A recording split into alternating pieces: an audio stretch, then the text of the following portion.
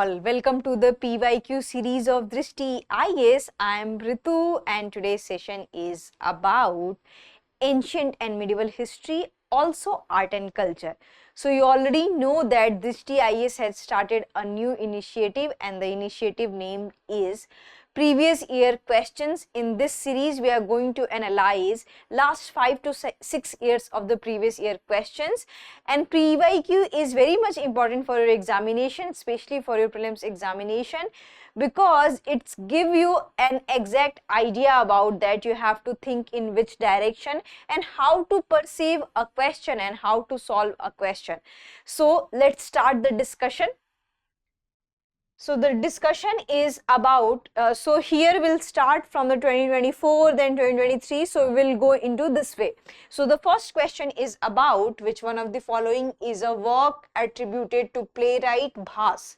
So Kavyalankara, Natya Shastra, Madhyam Vayoga and Mahabhashya, and the answer is C, which is Madhyam Vayoga. So here is the explanation. So Bhas was the first known Sanskrit dramatist and many of his complete plays have been discovered. He wrote 5 plays based on the Mahabharata episodes like Madhyam Vayog, Panchrat, Dattvaikam, Dattghatotchkam and Karnabhram and Urumbhangam. So these are the works of the Bhas. So in prelims examination, if they'll ask the question that these are the works of whom, so these are the works of the Bhas. On the other hand, we have one Bhamaha. So Bhamaha was a scholar presumably of the 7th century who dealt with the Sanskrit poetics. He is believed to have composed the Sanskrit Kavyalankara and was a contemporary of Dandin. The rules regarding performance, acting, gestures, stage direction and acting have been illustrated in Natya Shastra by Bharat, and Mahabhashya was written by Patanjali 2nd century BCE. It is a commentary on selected rules of Sanskrit grammar. So that's why the option C is the correct one. So in this series, we are not just going to focus on the right option, we are also going to focus on the wrong options so that your all topics could be prepared. So moving to the next one. So this is our initiative of Drishti IAS, which is for the prelims. So we have general science classes in which what are the key features. So this is for the online 400 hours plus classes, unlimited view time, prelims test series, and the medium is English.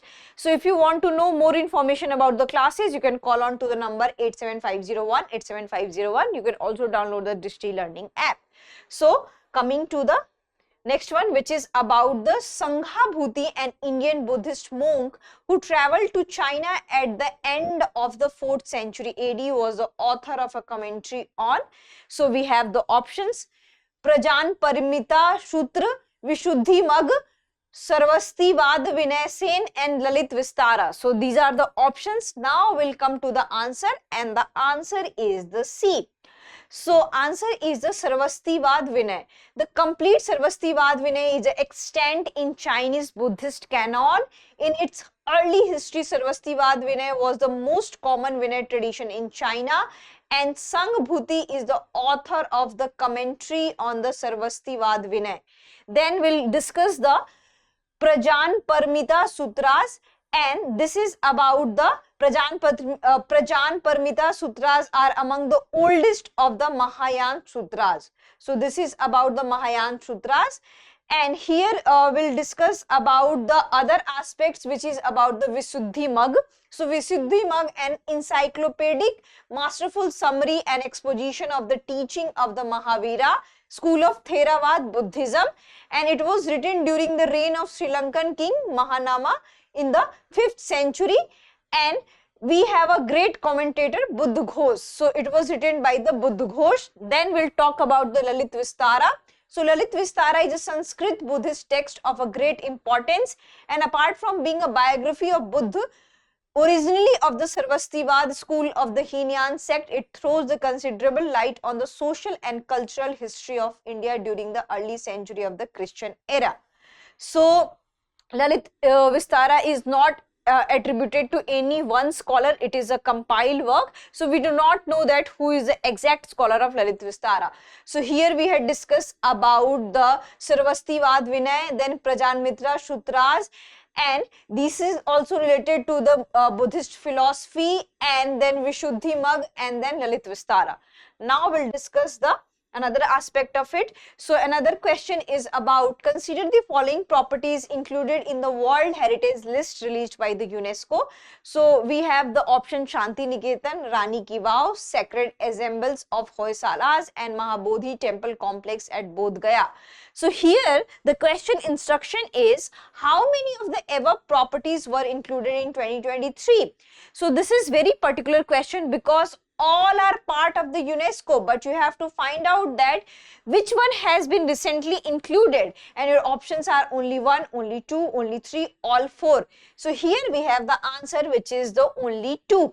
So here first of all we are going to discuss about the Shanti Niketan, West Bengal. So Shanti Niketan, established by Rabindranath Tagore, was a residential school and center for art based on the ancient Indian tradition and a vision of the unity of humanity transcending religious and cultural boundaries. And when Shanti Niketan was recognized as UNESCO's India's 41st World Heritage Site, so it was in 2023. So that's why option A is the correct one. Now we'll discuss about the Rani Ki Vav, which is in Gujarat. So Rani Ki Vav, located on the banks of Saraswati River, was initially built by a memorial to a king in the 11th century. And Rani Ki Vav has been recognized by the UNESCO as India's 32nd World Heritage Site in the year 2014. So that's why this is the incorrect one, because we are asking the 2023. Now here we will discuss about the Hoysala style temple complexes, Karnataka. So the sacred ensemble of the Hoysala, the famed Hoysala temple of Belur, Halebid and Somnathpur in Karnataka have been added to the United Nations Educational, Scientific and Cultural Organization World Heritage List in the year 2023. So which one are the correct ones? So this is correct one, Shanti Niketan, West Bengal, and Hoysala style temple complexes, Karnataka. So this has been recently included. And here we are going to discuss about the Mahabodhi temple complex, Bodh Gaya. So you already know, as the name suggests, Mahabodhi temple is related to the Buddhism, and here Bodh Gaya is basically known for the place where Buddha got his enlightenment. So this is about the Bodh Gaya. So this has been included in the year 2002. So that's why this is the incorrect one. So coming to the next one. So next one is about, with reference to the ancient India, Gautam Buddha was generally known by which of the following epithets? So what other name could be of the Gautam Buddha? So we have Nyayaput, Shakyamuni, Tathagat. Select the correct answer using the code given below. 1 only, 2 and 3 only, 1, 2 and 3. So the answer would be 2 and 3 only. And why it would be 2 and 3 only? So here we'll come to the explanation part. So the explanation is because Nyayaput is known as the name of Mahavira. So that's why the ancient texts refer Nyayaput as Mahavira. So that's why the option 1 is the wrong one. Then here we'll discuss about the what you can say, Buddha. So as you already know that Buddha was born in Lumbini near Kapilvastu, and the republic name is Shakya Republic. So that's why he is called as Shakyamuni. So his name is Shakyamuni, and he is also known as Tathagat. And what does the Tathagat mean? So Tathagat mean is what you can say, which can one who has thus come or one who has thus gone. So this is the meaning of Tathagat. So Buddha is known by Shakyamuni and Tathagat. So that's why Nyayaput belongs to the Mahavira. So that's why Nyayaput is the wrong answer. Coming to the next one. The next one is about the match the following. So here we have the archaeological sites, then here we have the state, and here we have the description. So here what we can see, we have Chandraketugarh, Inamgaon, Mangadu and Salihunda, and state Odisha, Maharashtra, Kerala and Andhra Pradesh, and trading port town. These are the description that what are the features of these kind of archaeological sites. Chalcolithic site, megalithic site or rock cut shrine. Here they are asking the correctly matched 1 and 2, 2 and 3, 3 and 4 and 1 and 4. And now the answer is B. So 𝐶�ന്ദ്रकेतुगढ़ is an archaeological site located in North 24 Pargana district of West Bengal, India. So here you should simply remember 𝐶�ന്ദ്रकेतुगढ़ is located in West Bengal, India. Now here we'll come to the features of the 𝐶�ന്ദ്रकेतुगढ़. So 𝐶�ന്ദ്रकेतुगढ़ is a significant trading hub. So this is about the 𝐶�ന്ദ്रकेतुगढ़. And Inamgaon. So Inamgaon is significant archaeological site located in the Pune district of Maharashtra, India, and it is one of the most important sites for understanding the Deccan Chalcolithic Copper Age culture. So that's why this is correctly matched. Now we'll discuss about the megalithic monument Mangadu. So Mangadu is a megalithic site consisted of 28 hard, compact and unhewn laterite blocks within an area of 5 cents of land. And the stone blocks roughly form 3 circles of 3.5 meters, 4.15 meters and 5 meters in diameter. So here we'll discuss about the Salihundam. So Salimundam is located in Andhra Pradesh and on the banks of Vamsadhara river, shot into fame when archaeological excavation here revealed an ancient Buddhist settlement. So we can call it as a Buddhist site, and this site is now protected by the Archaeological Survey of India, contains several votive stupas. So that's why we have the option B is the correct one. Now we'll come to the next one. So the next one is about who of the following rulers of medieval India gave permission to the Portuguese to build a fort at Bhatkal. So we have option Krishnadev Rai, Narsimha Saluva, Muhammad Shah III and Yusuf Adil Shah, and our answer is Krishnadev Rai. Here we'll come to the explanation part. So Bhatkal is a southernmost point of the Uttar Kannada district in Karnataka. It is located on the south bank of the river Sharabi, and the name Bhatkal is said to be derived from the Jain saint Bhatta Akalanka. So this is about that Bhatkal name is derived from the Jain saint Bhatta Akalanka, who lived here in the 9th century. And Bhatkal came into the limelight of the advent of the Portuguese in India, as since the time of Vasco da Gama, Bhatkal chiefs were paying tributes to the Portuguese rulers, and Emperor Krishnadev Rai allowed the Portuguese to build a fort here in 1510. So that's why we have option A is the correct one. So coming here to the next one, which is about the with reference to the revenue collection by the Cornwallis, consider the following statement. Under the Royatwari settlement of revenue collection, the peasants were exempted from the revenue payment in case of bad harvest or natural calamities. Under the permanent settlement in Bengal, if the Jamindar failed to pay his revenues to the state on or before fixed date, he would be removed from his Jamindari. Which of the following statement given above is are correct? 1 only, 2 only, both 1 and 2, neither 1 nor 2. So here we'll come to the answer part. The answer is the B. Under the Rayatwari settlement of revenue collection, peasants were not exempted from the revenue payment in case of bad harvest or natural calamities. And here in 1719, a 10 settlement of tax to be paid was to be made of the Jamindar in 1793. So here this can be also related to the modern, but this is a thing of the late 18th century, and 8th to 18th century is generally considered as a part of the medieval. So it can become into the modern history also and medieval history also. So the Jamindar is the owner of the land. So here we can see that we have this sunset clause, and what the sunset clause means, it means that Jamindar has to pay before the sunset, and if the Jamindar is unable to pay, then his Jamindari will be lost and will be transferred to the another one. So that's why the option B is the correct one. So here what we can see that why statement 1 is not correct. So because under the Rayatwari settlement of revenue collection, peasants were not exempted from the revenue payment. So it was a very strict kind of the system. So here we'll come to the next one. Next one is about consider the following statement. There are no parables in Upanishads. Upanishads were composed earlier than the Puranas. Which of these statement given above is are correct? 1 only, 2 only, both 1 and 2, neither 1 nor 2. And the answer is B. So the parable of the two birds finds a mention in Upanishads, hence statement 1 is not correct. The beginning of philosophy and mysticism in Indian religious history occurred during the period of the compilation of the Upanishads, roughly between 7th century and 5th century. However, the first version of the Puranas were likely composed between the 3rd and 10th century, hence statement 2 is the correct one. That's why option B is the correct one. So what you are here analyzing, so most of the questions are belonging to the Puranas, Upanishad, Brahmins, Vedas. So these topics are very much important for your examination, and we must know the features of that, what Upanishad consist, what Vedas consist. So coming to the next one, which is about that, we have this IAS Prelims GS plus CSET online course. In this we have 500 hours plus classes, watch unlimited times, 30 free tests, GS plus CSET.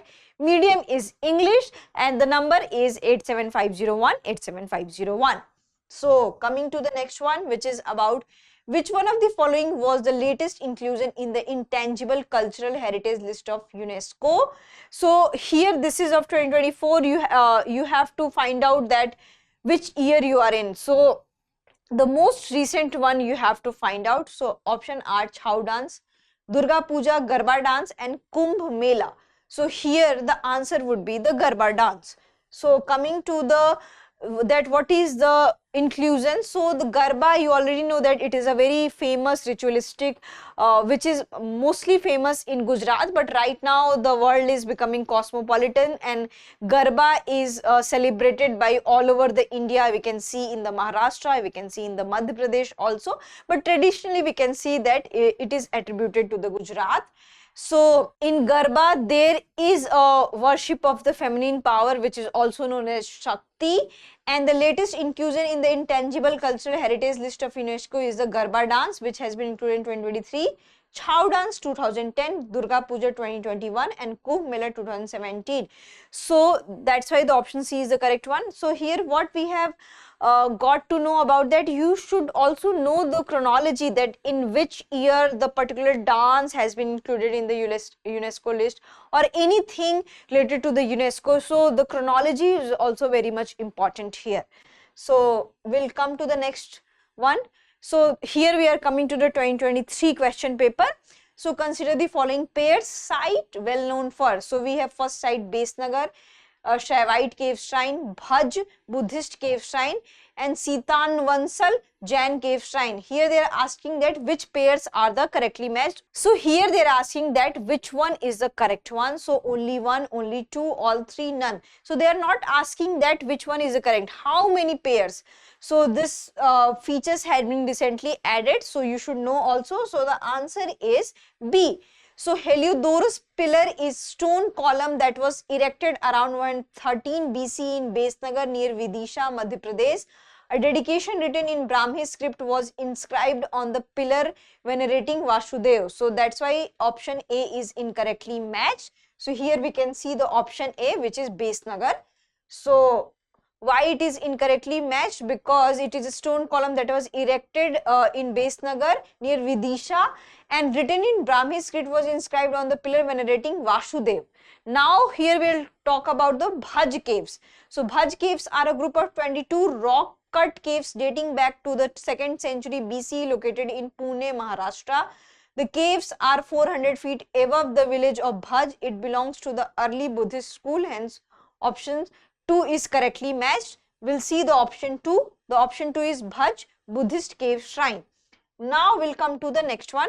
Sitavansal, a small village in Pudukkottai district in Tamil Nadu, is known for fresco mural painting in a river coil, a rock-cut Jain cave temple and Ejhadipattam, a natural cavern. Sitavansal was a hub for Jainism from the 1st century BCE to 10th century CE, hence pair 3 is correctly matched. So in Bhaj caves, what we can see that caves belong to the Buddhist schools and Sitavansal is the Jainism school. Now here we'll come to the next one, so which is about the related current affairs, but that current affairs is also related to the history. So the Prime Minister recently inaugurated the new circuit house near Somnath temple at Veeraval. Which of the following statements are correct regarding Somnath temple? Somnath temple is one of the Jyotirlinga shrines. A description of Somnath temple was given by Al-Baruni.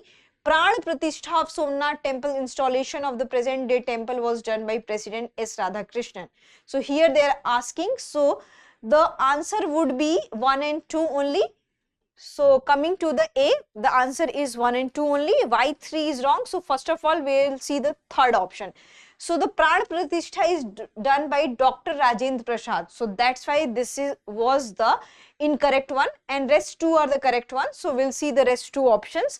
Somnath temple stands at the shore of Arabian Sea on the western side of Indian subcontinent. Sri Somnath is the first among the 12 Adi Jyotirlinga of India, and description of temple was mentioned by the Arab traveller Al-Baruni in his travelogue. This led to the Mahmud Ghaznavi to invade Somnath temple, and the modern temple was reconstructed with the resolve of Sardar Patel, who visited ruins of Somnath temple on the November 13, 1947. So now we'll move to the next one. Next one is about which one of the following statement is correct. Ajanta caves lie in the gorge of Vaghora river. Sanchi stupa lies in the gorge of Chambal river. Pandulena cave shrines lie in the gorge of Narmada river. Amravati stupa lies in the gorge of the Godavari river. And here the answer would be the A1. So coming to the explanation part. So here we'll discuss all the options. So first we'll look up to the Ajanta. So here we'll look up to the Ajanta. Ajanta is a series of rock-cut caves in Sahyadri range in Western Ghat on the Vaghora river near Aurangabad in Maharashtra. And there are a total of 29 caves, which is very much important, all Buddhist, of which 25 were used as viharas or residential cave, while 4 used as chaitya or prayer halls. So vihara is where monks used to live. Here we'll discuss some more aspect. So this UNESCO World Heritage Site is a collection of paintings, sculpture and temples of Buddhist art constructed from 200 BC to 500. And India's best preserved group of Buddhist monuments known as Sanchi Stupa is located in West Central Madhya Pradesh, and it lies in the upland plateau region. So Ajanta is located in Maharashtra. Sanchi Stupa is located in Madhya Pradesh, and it was designated a UNESCO World Heritage Site in 1989. Here we will come to the Pandavleni caves. So Buddhist monument Pandavleni caves, also known by the name Pandulena caves, and Tirashmi caves are a group of 24 rock-cut caves. They are located on the north face of Tiravashmi hill of Nasik city, and Nasik city is situated on the banks of river Godavari. So Pandavleni cave is also located in where? Maharashtra. Amravati stupas illustrate Lord Buddha in a human form, subduing an elephant. The stupa is taller than the Sachi stupa and has a high platform extending in the 4 cardinal direction along with a huge circular dome. Amravati stupa is situated near river Krishna. So rest 3 I have already told you that what are the location. Amravati one is also easy, but in the comment section you have to tell me that where is Amravati located. So coming to the next one. With reference to the Chaussat Yogini temple situated near Morena, consider the following statement. It is circular temple built during the reign of Kachap dynasty. It is the only circular temple built in India. It was meant to promote Vaishnav cult in the region. Its design has given rise to the popular belief that it was the inspiration behind the Indian Parliament building. Which of the statement given above are correct? So here the answer would be the C. And what are the C? Which is 1 and 4. So we'll come to the explanation. The Chaussat Yogini temple is in Mitauli village near Pandoli in Morena district, 40 kilometers from the Gwalior, which is in the Madhya Pradesh. An Archaeological Survey of India has declared the temple an ancient and historical monument. And according to inscription dated in 1323 AD, the temple was built by the Kachap king Devpala. And it is said that temple was venue of providing education in astrology and mathematics based in the transit of the sun. So that's why statement 1 is correct. Now we'll discuss some more aspect of the Chaussat Yogini. So Chaussat Yogini temple is also known as Ektarso Mahadev temple, and this temple is so named because of the multitudes of the Shiva links inside its cell. and this temple is dedicated to 64 yogini, so that's why the name is 64 yogini. Here will come that whether it is associated with the Sansad Bhavan or not. So many of the curious visitors have compared this temple with the Sansad Bhavan. So we have this earlier Sansad Bhavan which was in circular in shape, so that's why it was associated with the Sansad Bhavan, and it has been attributed that maybe the Sansad Bhavan architecture has been what you can say inspired from the 64 Yogini temple. So coming to the next one, which is about the building Kalyan Mandaps was a notable feature in the temple construction in the kingdom Chalukya, Chandel, Rashtrakuta and Vijayanagar. So the answer would be the Vijayanagar, which is the D. So temple of Vijayanagar centered around Hampi have the feature of Kalyan Mandap. And what Kalyan Mandap is about? So Kalyan Mandap where the sacred marriage ceremony takes place. So that's why the Mandap is called as Kalyan Mandap. So this is about the Kalyan Mandap, and one of the greatest monuments of Vijayanagar period which dates back to the 16th century is the Vitthal temple. And here we'll discuss about the Vitthal temple. Vitthal temple is built with a spacious courtyard within a walled enclosure with 3 massive gateways adorned by the lofty gopuras in the north, east and south. And in the courtyard located the main shrine, Devi shrine, Kalyan Mandap, Utsav Mandap and 100-pillared Mandap and a stone Rath. And we already had told features about the Kalyan Mandap. So here we'll discuss the more questions. The question is, with reference to the ancient Indian history, consider the following pairs: literary work and the author. Devi Chandragupta, Bilahan, Hamira Mahakavya, Nyaya Chandrasuri, Milind Panho, Nagarjuna and Niti Vakyamit Somdev Suri. So how many of the above pairs are correctly matched? Only 1, only 2, only 3, all 4. So coming to the answer part, the answer is B. So 2 are the correct. So answer is B. So 2 are the correct. So here we'll look at which 2 are of the correct. So Devi Chandragupta Vishakdatt is written by Vishakdatt, Hamira Mahakavya Nyaya Chandrasuri, and then Milind Panho Nagsen, and Niti Vakyamitra, which is about Somdev Suri. So Niti Vakyamitra is about Somdev Suri. So these are the options. In the upcoming examination, they can ask any one of them or they can ask related to them. So we'll discuss another one which is about the Yoga Vasisht was translated into Persian by Nizamuddin Panipati during the reign of Akbar, Humayun, Shahjahan, Aurangzeb.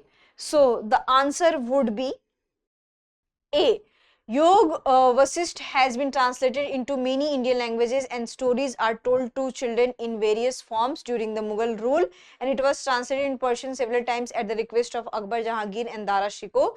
Nizamuddin Panipati translated the Yoga Vasisht into Persian at the end of 16th century. So that's why option A is the correct one. Then we'll come to the next one, which is about, with reference to Indian history, consider the following text: Neti Pakranna, Parishistha Parvan, Avadhan Shakt and Trishashti Lakshana Mahapuran. Which of the above are Jain text? 1, 2 and 3, 2 and 4 only, 1, 3 and 4, 2, 3 and 4. The answer would be the B. And what is the B? Which is 2 and 4.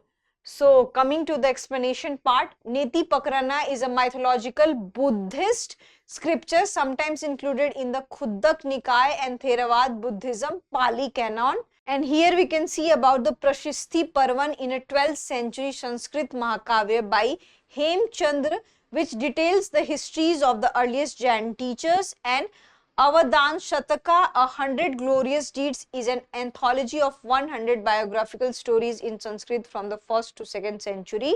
It is associated with the Buddhist legend.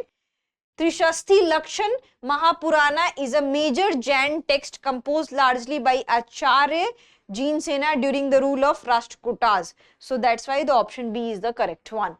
Coming to the next one, with reference to the history of the ancient India, Bhav, Bhuti, Hastimala and Chemeshwara were famous Jain monks, playwrights, temple architects and philosophers. The answer would be the B. which is the playwright. So 𝐵𝐻 was a famous Indian dramatist, poet and scholar during the 8th century. He passed his literary life chiefly at the court of King Yashovarman of Kannauj. 𝐵𝐻 is best known as the author of 3 plays, Mahavira Charit, Malti Madhav and Uttram Charit.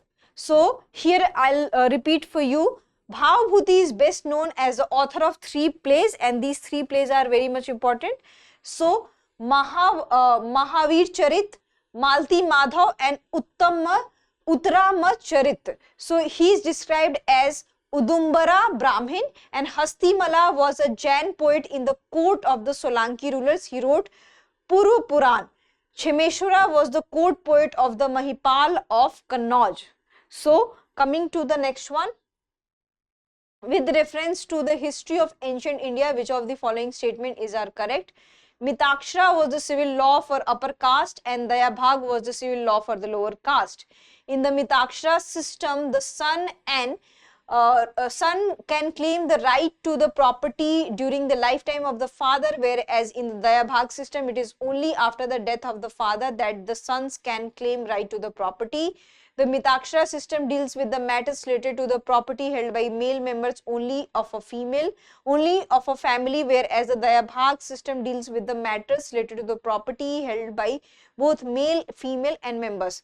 So these are the 3 options we have, 1, 2 and 3. So we have to find out that which one is the correct one.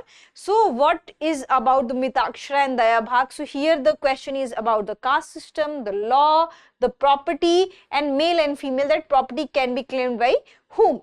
So coming to the answer is B. So here we'll differentiate between the Mitakshara and Dayabhag. So Mitakshara and Dayabhag terms were used to denote regions. It is not related to the caste system, and the Mitakshara law applied to the whole of India except Bengal and Assam. So Mitakshara applies to the whole of India. There is 2 exceptions, Bengal and Assam. Dayabhag law applies to communities living in the states of Bengal and Assam. So where Mitakshara is not applied, Dayabhag is applied. So here Dayabhag does not give anyone the right to property before the death of their forefathers, whereas Mitakshara gives anyone the right to property just after their birth. So Dayabhag is that here you can make the code word also Dayabhag and death. So here anyone the right to property before the death of their forefathers. So before the death you cannot claim for the property, whereas in Mitakshara just after the birth anyone has the right over the property. And Dayabhag system prevails in the West Bengal and allows both male and female members. So Dayabhag is about both male and female, and Mitakshara is about only male.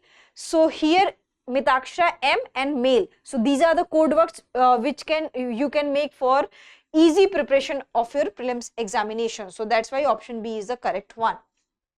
So here we have this IAS foundation course and we have key features associated with it. 1000+ hours of the classes, unlimited view time, prelims test series, and the medium is in English. And here this is online. The number is 87501 87501. So for any queries related to the classes and anything related to Drishti, you can call on to this number. So coming to the next one, with reference to India, the term Halbi, Ho and Kui pertain to dance form of Northwest India, musical instrument, prehistoric cave paintings and tribal languages. So the answer would be the D, which is tribal languages. So coming to the explanation part, so Odisha has a unique place in India due to its vast population and it has a huge tribal population.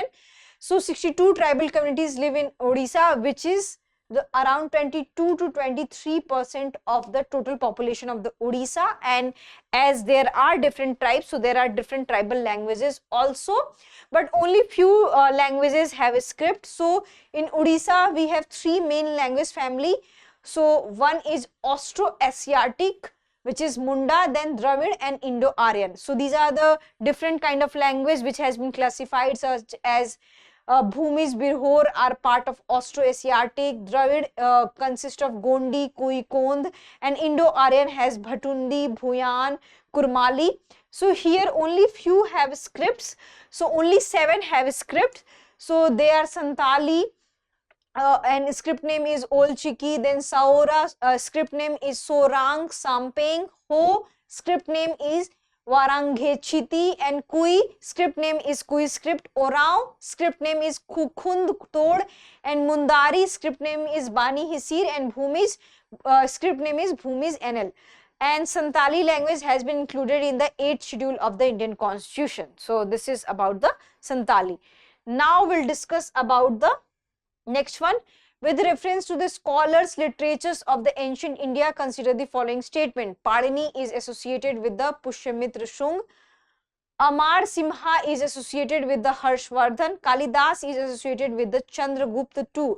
Which of the statement given above is are correct? 1 and 2 only, 2 and 3 only, 3 only, 1, 2 and 3.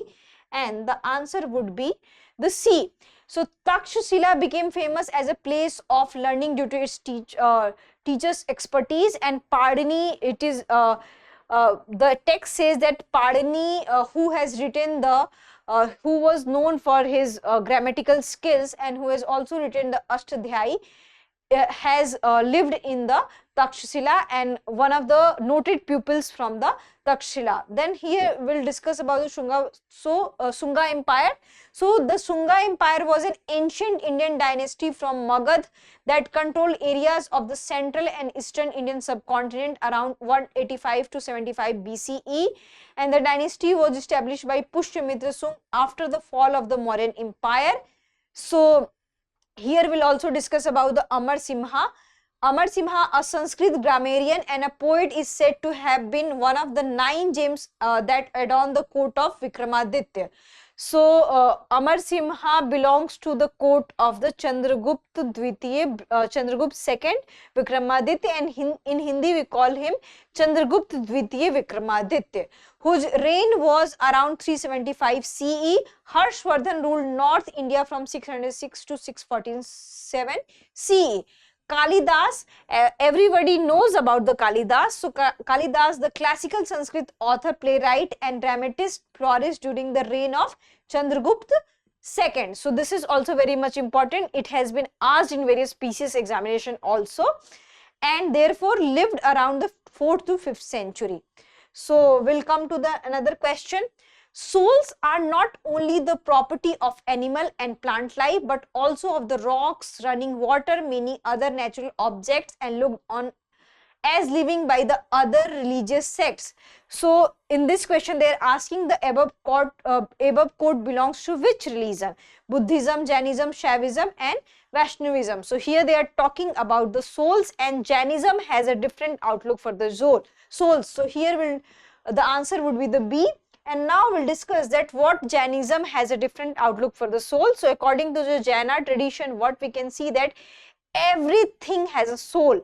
It means the rocks, plants, even a small organism, everything has a soul. So that's why Jain has a different kind of notions related to the soul. So Jainism is an ancient Indian religion that teaches that way to liberation and bliss is to live a life of harmlessness and renunciation. And the goal of Jain life is to achieve liberation of the soul. And in Jainism, what are the core beliefs? That all living things have souls, including plants, animals, rocks and water. So that's why this particular quote reflects the idea of Jainism. So coming to the next one. With reference to the cultural history of India, which of the following is the correct description of the term paramitas? The earliest Dharma Shastra text written in aphoristic Sutra style, philosophical school that did not accept the authority of the Vedas, perfections whose attainment led to the Bodhisattva path, powerful merchant guilds of the early medieval South India. So the answer would be the C1, and the C option is perfections whose attainment led to the Bodhisattva path. So this is the correct answer. Coming to the explanation part, Paramita or Parami in Sanskrit and Pali respectively. So in Sanskrit it is called as Paramita, and in Pali Parami is a Buddhist term often translated as perfection. So in Mahayana, so we already know that in Buddhism we have two terms, Mahayana and Hinayan. So in Mahayana Buddhism, the Bodhisattva practices the 6 paramitas. And what are the 6 paramitas we have? So we have generosity, discipline, patience, diligence, meditative concentration and wisdom. So these are the 6 paramitas, and paramitas are described in Buddhist commentaries as noble character qualities generally associated with enlightened beings. So those who consider themselves as enlightened and those who are recognized as enlightened beings, they should have all these 6 paramitas. So coming to the next one, consider the following statement. Saint Nimbarka was a contemporary of Akbar. Saint Kabir was greatly influenced by the Sheikhs Ahmad Sarhindi. Which of the statement given above is are correct? 1 only, 2 only, both 1 and 2, neither 1 nor 2, and the answer is D. So Nimbarka was 13th century philosophical saint who founded the devotional sect called Nimbarks and Nimandi or Nimavats. So these are the different names, and sect is called as Nimbarks, Nimandi and Nimavats. He worshipped the deity Krishna and his consort. So this is very much important because they can ask questions that Nimbarka is associated and they worship which deity. So they worship Krishna and his consort Radha, whereas Akbar ruled between mid 16th century and early 17th century. Hence statement 1 is not correct. Sheikh Ahmad Sarhindi was an Islamic scholar who lived between mid 16th to 17th century. He was a Hanafi jurist and a prominent member of the Naqshbandi Sufi order during the Mughal period. So it is often asked that Sheikh Ahmad Sarhindi belongs to which Sufi sect. So we have this Naqshbandi Sufi. Saint Kabir was 15th century mystic poet who is known for being critical of both Hinduism and Islam. So we Nirgun thing is associated with Saint Kabir, and he was strongly influenced by the Ramananda, a 14th century Vaishnav devotional poet. Hence statement 2 is not correct. So we have various features associated with the Saint Kabir. Saint Kabir has commented on various social evils of the society, and he is known for his dohas. His dohas tells the principle of the life, and with his doha our lives becomes easier. So these are the things associated with the Saint Kabirs. Now we'll have IAS Prelims Test Series 2025 in English. So this is the test series. In this test series, what are the key features we have? Comprehensive coverage, subject-wise evaluation, detailed explanation, and the medium is English. So if you want to know more information about any of the online test or offline classes, the number is 87501, and you can also download the Drishti learning apps. So that's it for today's session. I hope you like this session. If you have any queries related to this session, kindly ask into the comment section. And there are few difficult terms in which pronunciation becomes difficult, but you must know that what are the essence of that particular topic, because pronunciation differs from one region to another region. We have terms which are which have a southern name, which has Tamil name, which has Malayalam name.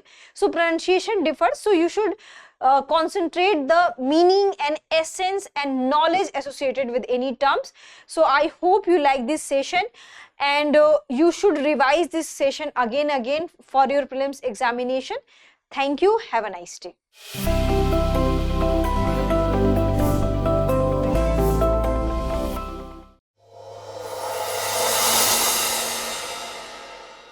For more informative content, like, share and subscribe, and do not forget to press the bell icon to get the notifications.